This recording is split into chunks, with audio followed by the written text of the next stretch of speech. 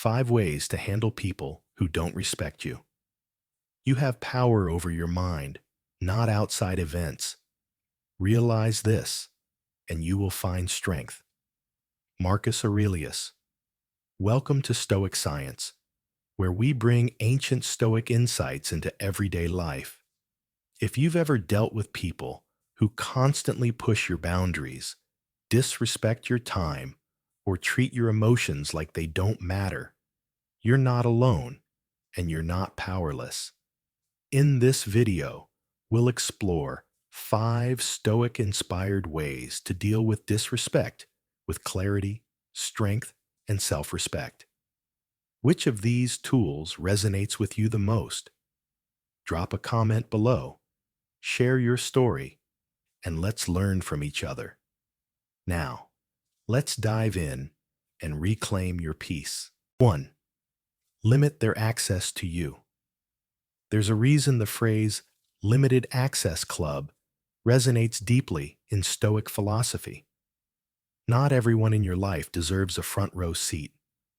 Some people, friends, family, co-workers, cross your boundaries so casually they don't even notice the damage they leave behind. They take your time for granted, chip away at your confidence with subtle jabs, or dump their negativity on you like it's your job to carry it. And the question is, why are you still giving them access? Here's the Stoic truth. Stepping back isn't weakness, it's wisdom. Creating distance doesn't mean you hate someone.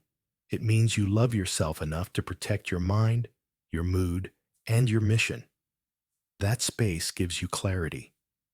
It clears the emotional fog and lets you see who actually belongs in your circle. When you're too close to chaos, you confuse it with normal. But once you take a step back, you start to realize what peace really feels like. I've been there. I had a longtime friend, the kind who always had a passive-aggressive remark ready. At first, I brushed it off, told myself I was being sensitive. But slowly, I found myself shrinking, filtering what I said, second-guessing my choices, walking on eggshells. Until one day, I decided to stop justifying their behavior and start protecting my peace. I didn't make a scene. I simply pulled back. Instead of weekly catch-ups, it became monthly, then only when necessary. The result? I felt lighter, clearer, more myself. This is what Stoicism looks like in practice. Not reacting with rage, not explaining yourself endlessly, but making calm, deliberate moves that say, I know my worth. Sure, people will guilt you. They'll say, but you've known them for years. Or, that's your brother. As if time or blood justifies poor treatment. But loyalty without boundaries is just self-betrayal. Being stoic doesn't mean being a doormat. It means knowing when to speak, when to act, and when to walk away without drama, but with purpose. When you limit someone's access, you're not punishing them. You're prioritizing yourself. And that's not selfish. That's self-respect. You're sending a message. My mental health, my energy, and my peace are not up for negotiation. You start to reclaim the time and space to grow. You surround yourself with people who see you, hear you, and lift you, not those who belittle or drain you. And little by little, your confidence returns. Your vision sharpens. You stop shrinking to make others comfortable. You stop giving the best of you to people who only bring out the worst in you. So here's my challenge. Take an honest look at your circle. Who constantly disrespects you, downplays you, or drains you? And ask yourself, do they really deserve this much access to me? You don't have to burn bridges. Just close the gates and stand guard with stoic calm. Because your peace is sacred, and the most powerful man in the room is the one who protects it. If you are ready for the journey of change. Please comment, I am a Stoic. 2. Stop explaining your choices. Let's be real. This one's going to land deep for a lot of you. Stop explaining your choices. That's right. Stop giving people access to your inner reasoning like it's up for public review.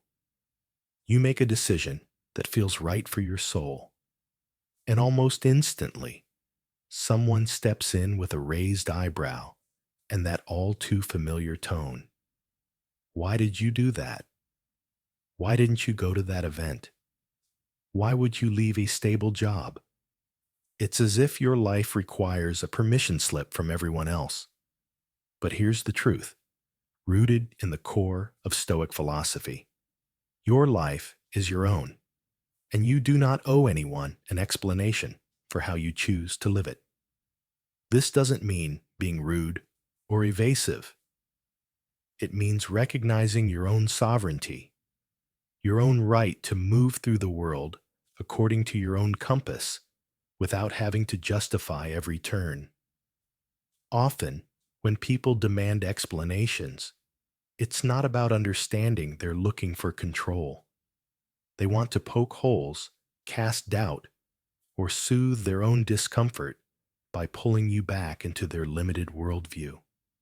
And that's not your job. You don't exist to make others feel secure about the path you've chosen.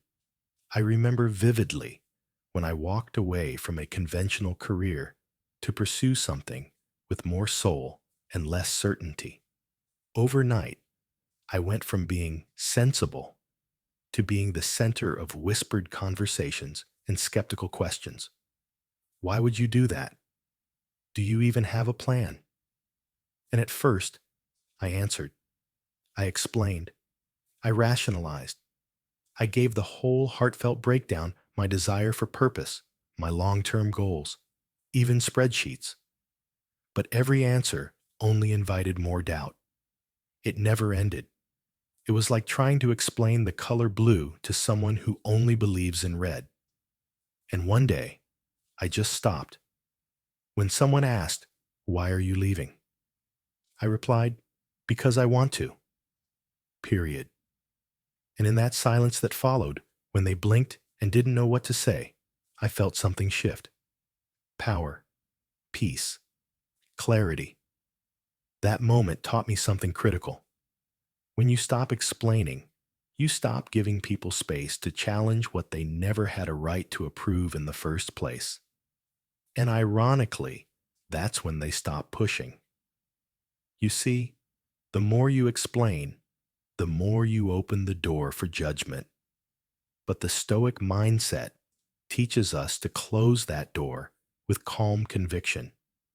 In today's world of oversharing and endless opinions, choosing to keep your reasons to yourself is a revolutionary act of self-respect. So let me ask you this.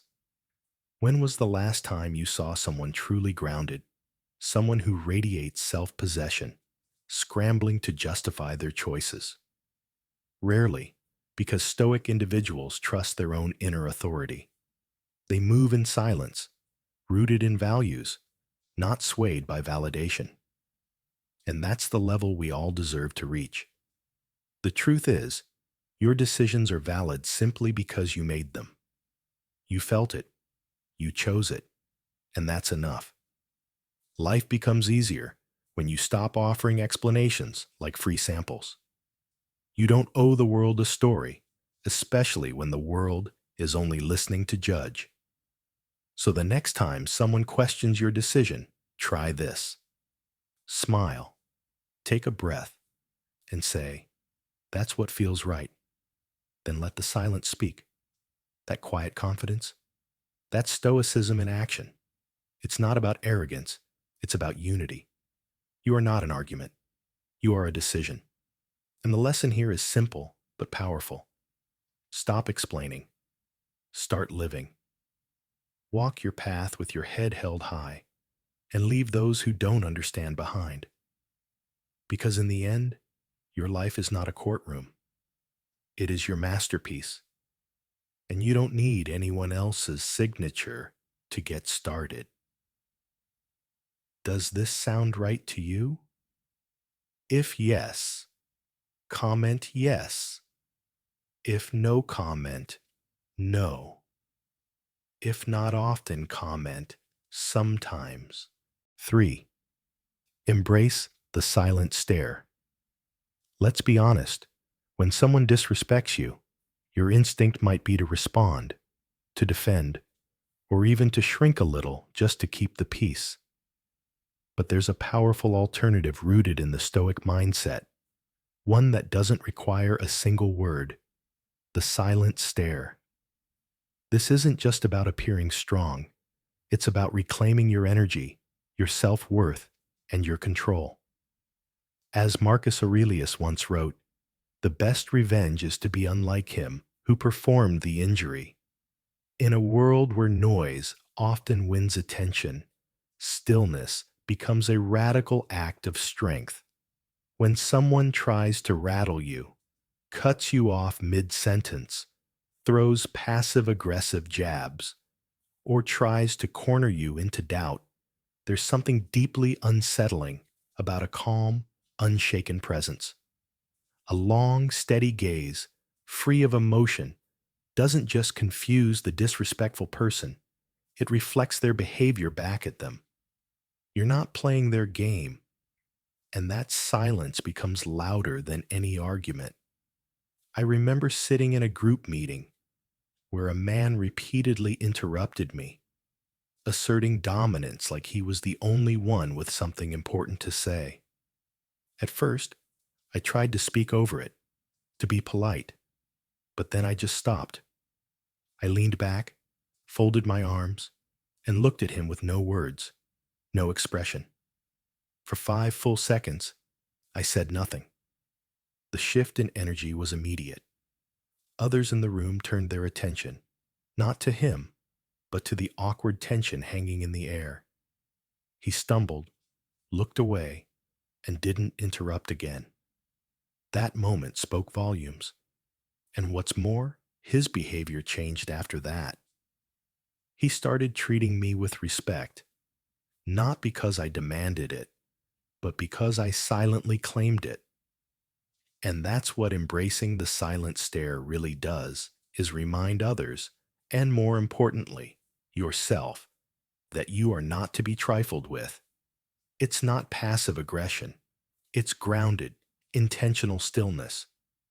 The daily Stoic doesn't react out of impulse. He or she chooses presence over performance, sovereignty over submission. When you hold that stare, you are communicating, "I see what you're doing, and I'm not giving you my peace." And you'd be surprised how that unnerves people who thrive on chaos. But let's go deeper. What does that moment give back to you? It gives you the dignity of staying true to your values, the quiet strength of knowing you don't have to dance for approval. It builds self-trust. I used to nervously laugh off comments that stung or explain myself when questioned, but all that ever did was deplete me. The silent stare became a turning point. It felt like an act of defiance wrapped in grace.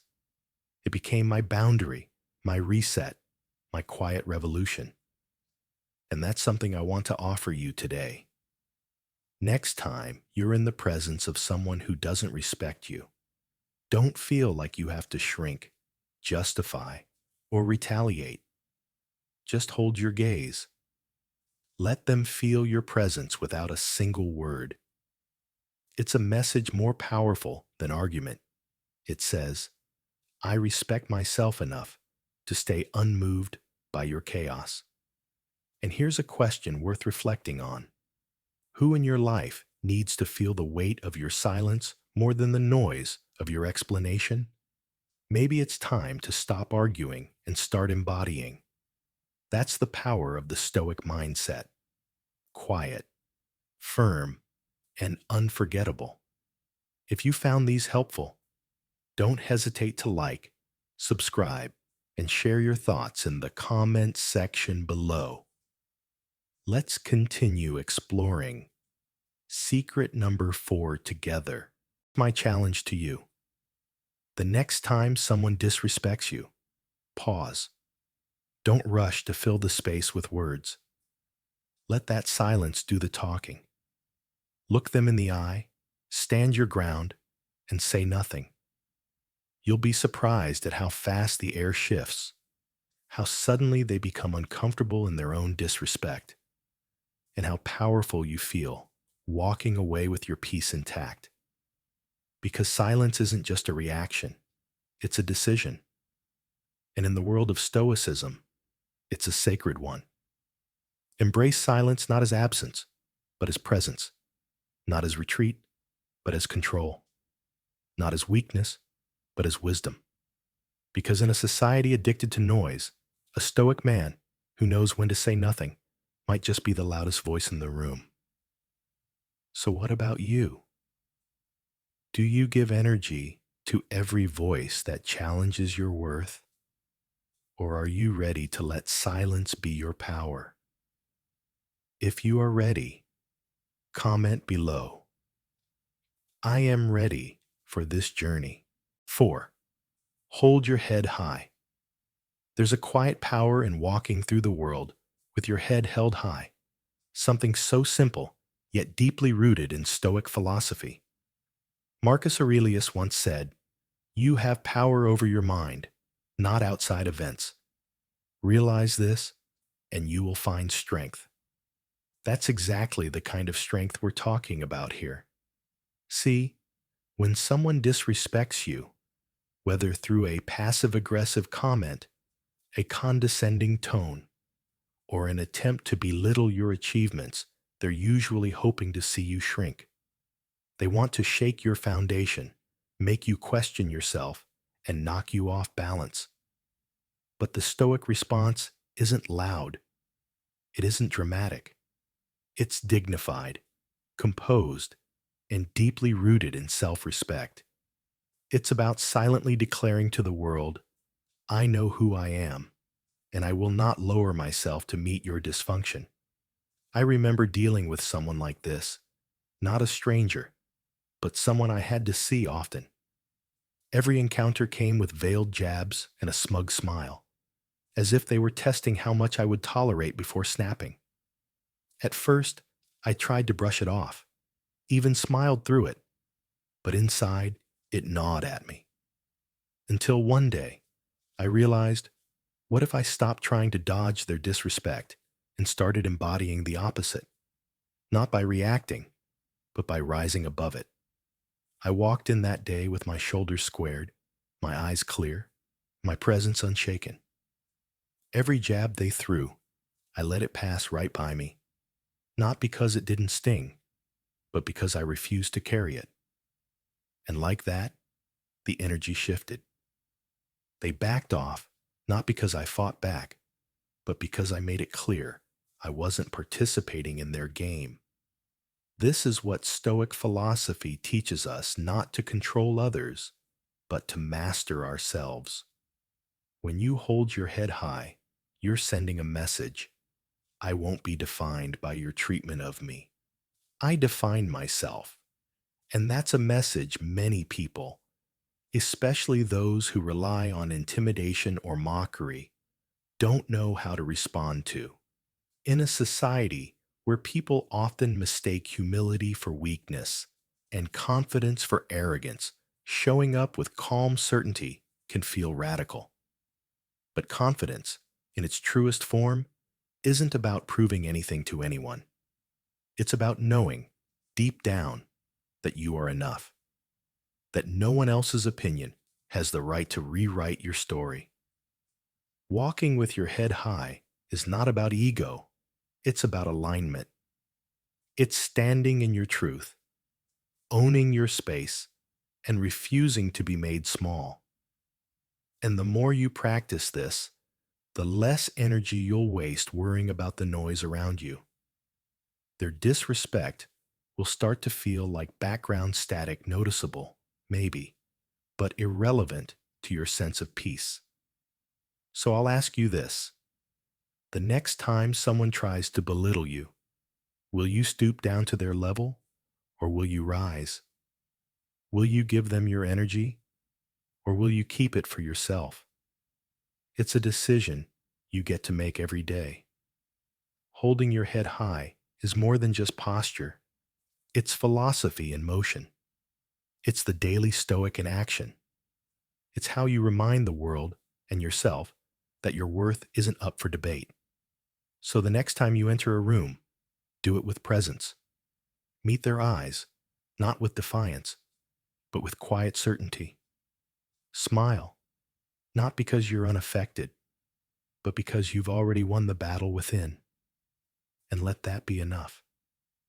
Because the truth is, when you deeply respect yourself, there's simply no room left for other people's disrespect to take root. Keep your head high, not for them, but for you. Because you're not here to shrink. You're here to stand tall. And that, my friend, is the mark of a true Stoic. If this message speaks to you, take it a step further and share it with someone who might need this reminder. Thanks for watching this episode of Stoic Science. Today, we explored 5 powerful Stoic-inspired ways to handle disrespect without losing your cool or your self-respect. From embracing silence to holding your head high, these timeless principles remind us that our response is always within our control. If this resonated with you, give it a thumbs up. Share it with someone who might need a dose of strength. And don't forget to subscribe for more life-changing insights. Got a story about setting boundaries or handling disrespect with grace? Drop it in the comments. I'd love to hear how you apply Stoicism in your own life.